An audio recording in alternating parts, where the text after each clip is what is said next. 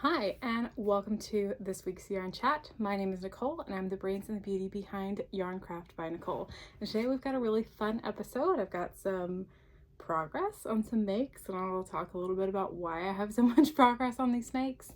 And then we'll have our giveaway winner at the end. Today, it's a sunny day. It's not raining. It's not super windy. We've actually got natural light here again today, so it's going to be a good day. My featured make for today is one of my own designs. This is the Love of Linen Shawl. I used one skein of Summer Silk by Wonderland Yarns. It's listed as a fingering weight. I think it works up more like a sport, and it's a fun, lightweight summer yarn. Yeah, it's so pretty. I'm a big fan. I've done this in a true fingering weight and then just repeated the like the eyelet stitches, like repeated that motif until the end, and that came out really cute as well. But this one has a good weight to it, so if you do make that, like I said, it's called the Love of Linen Shawl. I've got it on Ravelry and on my website, but just know that the yarn I used works up more like a swart than a fingering, and I'm pretty sure I'd make a note of that in the pattern itself. So today I have one finished object, which I need to grab over there, and then lots of progress on my makes. So let me start with the finished object. This is my husband's SpiderMan City Souls V-neck sweater.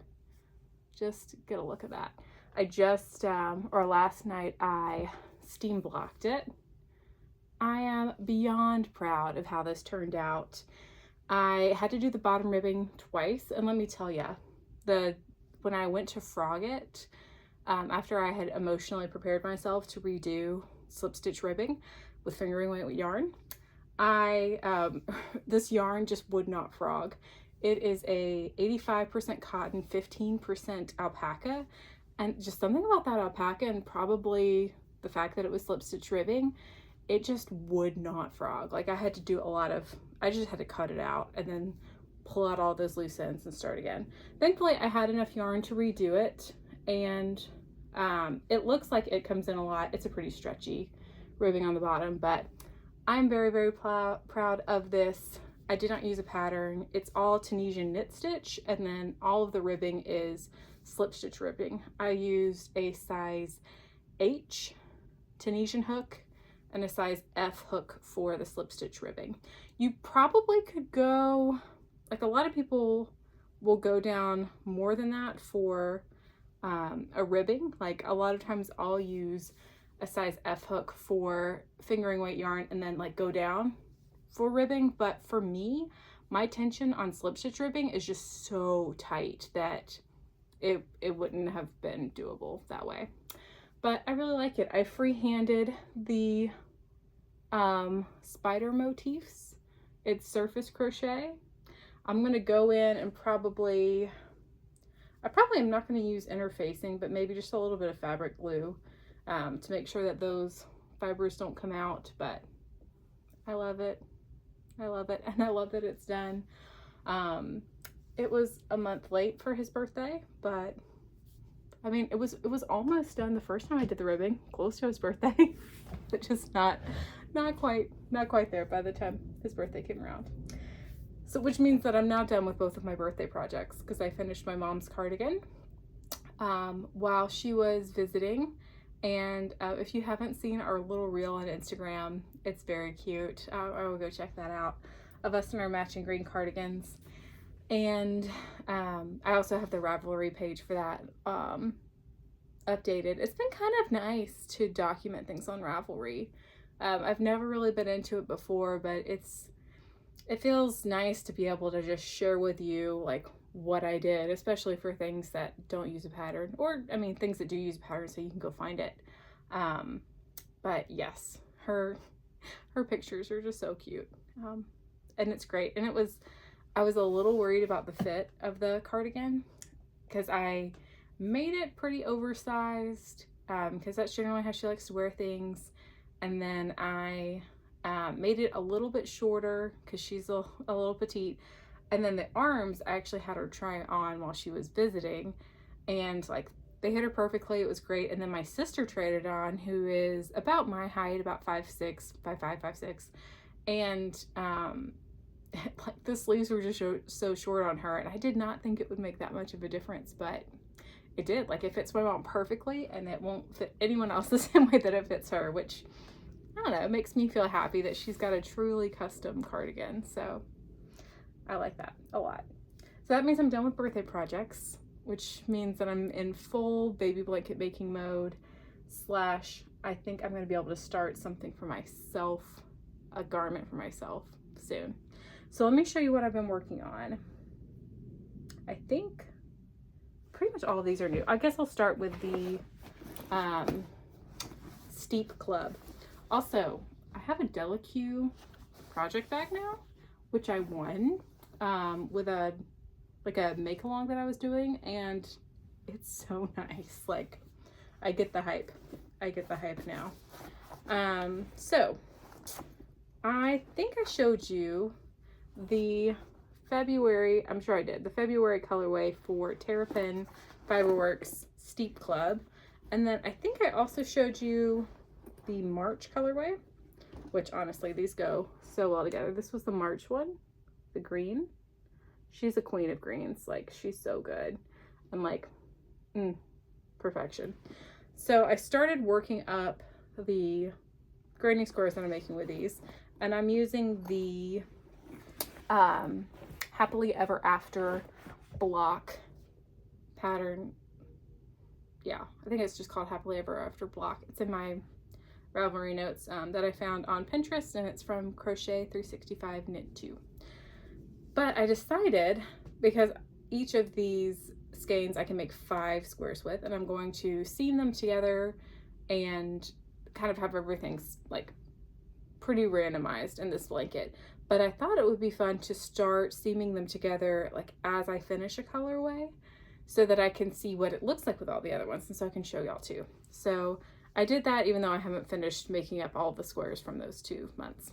So these are the colors so far. So this one was January. It was, I think it was just called Steep, and it was supposed to look like a blue and white china, which it does, and it's beautiful. And then this is February, which I think was called First Blush. This one, I don't know, it might be my favorite so far. It's hard to pick a favorite though, because all of them have been my favorites. And then this one, I don't remember what it's called, maybe Verdant, something like that, for March. So I'm a big fan of these so far. And the one for April, which has shipped, is like a purpley blue, not a little bit more variegated than this, but not as variegated as the others, which is why when I seen them together, I did this way so I wouldn't have like 2 tonals right next to each other. But that'll go right here, and I'm very excited about that. So I'm loving it. I'm loving it. I'm loving it. I love the yarn. This is her organic cotton, and it's just a pleasure to work with. Yeah, I like the green. I think the green might be my favorite square because you can see all the stitches the best, but I really do like the white square too. I don't know. They're all good. They're all good. So that is my progress on that. And like I said, I've got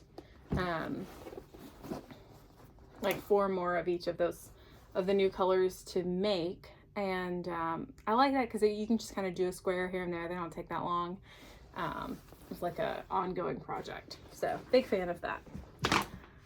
The other project that I'm working on is another square project that is is a baby blanket. And this is going to be a Sawtooth square, or Sawtooth quilt block style baby blanket. I could have, I think, made this like the individual squares a little bit bigger to have like a bigger graphic, but I was using yarn that I already had on hand. So after I finish the middle part, I'll just do a border around the edge and then see how far the yarn I have gets me and see if I need to add any more. For the middle color, I used Denim DK by Ella Rae I had left over. And then these are Essential Cottons from K&C. It's a Joanne brand. And you might remember these colors because they're the same ones that I used in the Tunisian chevron baby blanket that I did. And I had about a skein and a half of each of those colors left over. So, so I will be finishing the middle part. You see how this is starting to get into like the next color. See if I can back up a little bit. So like there'll be like these two will have much less red in them, which I think will be cool. But yeah, big fan of that. Once I finish the middle part, I'll do some more cream because that's what I have the least amount of, and then I'll finish it in the variegated color. And we'll see, like I might do all of that and then realize that I still need a little bit more and maybe buy a couple of skeins if I can find it, of just another color that's in here, which I think will be pretty. But this is a baby blanket for a friend of ours and I really like it.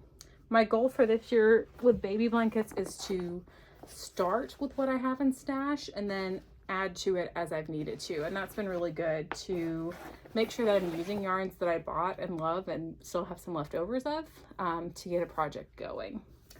The next one I am writing a pattern for, and it I did have to buy yarn for, but I will also have leftovers of this one. So I have been on a Tunisian baby blanket kick. I don't really know why, I just have been. It's a fun way to practice new stitches. So I had in my brain that I could do kind of a checkerboard pattern by alternating Tunisian knit stitches and Tunisian simple stitches. And I am a big fan. It's very subtle, like this would definitely, this pattern would probably get lost on like a really dark yarn. It certainly would on a variegated, but I think it's pretty. I think I'm gonna call it the baby checks baby blanket pattern, but I'm a fan of how it's working up. It's just got a subtle texture and it's enough to kind of keep you interested as you're making it, or at least it's keeping me interested as I'm making it, to not get bored with just the same exact stitch over and over again. But those are the only two stitches it uses, is simple stitch and knit stitch. And then I've got these gorgeous stitch markers from Tinker's Holler. I'll see if I can get it to focus on them and not me, which are beautiful and handmade and wooden. Yeah, you can kind of see there. She's great. Love her work. But yeah, I'm using Lion Brand's Pound of Love in olive. It won't take me more than a skein to do this. I will probably have some left over. And I'm thinking just a pretty simple border, probably, I don't know, probably a 2 round border, and it'll be done. This is also for a friend of ours, and I'm already behind because their baby is already here, but I still wanted to make them a blanket. I usually try to make the blankets like before the baby gets here, but I have a baby now, and she slowed down my crocheting a decent amount. However, I have gotten a lot done these past 2 weeks, and one of the big reasons why is that we have been sleep training Melody really this past week, and like putting her bed a little bit earlier than we had been, and then like practicing like not having her sleep on me the whole time during nap time, and she's done really well with it. As with all things, it's not necessarily like a linear progression of like, oh, we've done it for a week now and now she's perfect at sleeping all the way through the night. But she has gotten a lot better at not needing as much help to fall back to sleep, which has been huge.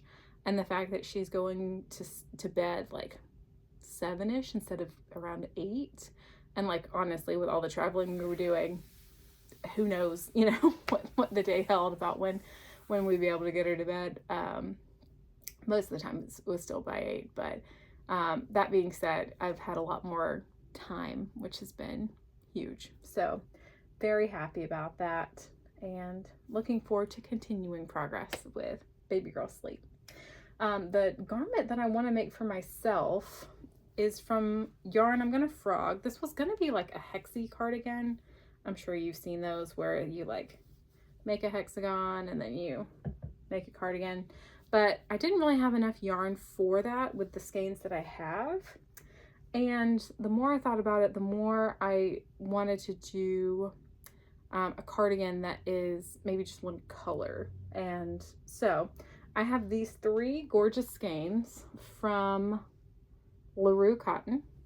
I don't remember their names. I think one of them is called Dark and Stormy. It's probably this one. But I have 3 skeins that I bought from a trunk show where I got to meet Kathleen, and it was great. And I took these home with me, and I think they're going to become a garden trellis top. I've made that top before. It took about 2 skeins of fingering to make a cropped short sleeve version. So I think I can do the same with 3 skeins and maybe make it a little less cropped, maybe add a little bit more length to the sleeves. This should be enough yarn though for that, because it's a very meshy top. And the reason why I want to make it is because my husband and I are going to go see Kelly Clarkson in like a month, and I think this would just be a great color palette for a concert top. So I think I'm going to start this week. I'm really excited about it, and I'll keep you updated on that progress. And like, these skeins are just so pretty. It's a shame that I haven't used them yet. And these would be the main color, and then I would do like the bottom, I don't know, some part of the bottom of it, and then around the sleeves and around the neckline, probably in the dark blue. Which, I mean, there's something about this year that I just want to make dark makes, because I mean, the Canyon crew neck, that was a really dark one. I want to make this one.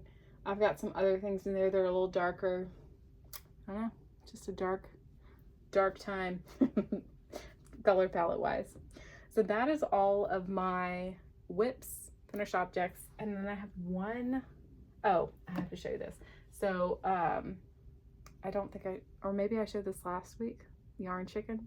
I think I did. I think I showed you the last time because I had to explain to my mom what this was, but it's a great sticker. This past, no, not this week, last week, we visited my sister and her fiance in Massachusetts. My parents were visiting her too, so Vaughn was working. It was actually his first week back to work after parental leave. And then Melody and I and my parents went to go visit my sister and her fiance, which they're about 3 hours away from us. And we toured Plymouth, Massachusetts, which was a lot of fun. And we actually got to go to a yarn store. So this is from Plymouth Knits, and it is a hand-dyed skein in Plymouth. This color is just called, I think it's just like a number name, but it's by MC Knits. And oh, color blues, greens, and grays. But it's on a zebra yarn, and I'm really excited about it. I've got a skein. Oh, it's not over here. I've got a skein of West Yorkshire Spinners stock yarn in just a gray, and I think that I could pair this with that and make something really pretty, like a lightweight shawl, something like that. I don't know if I want to write a pattern for that. I don't know. There's something there. So very excited about this.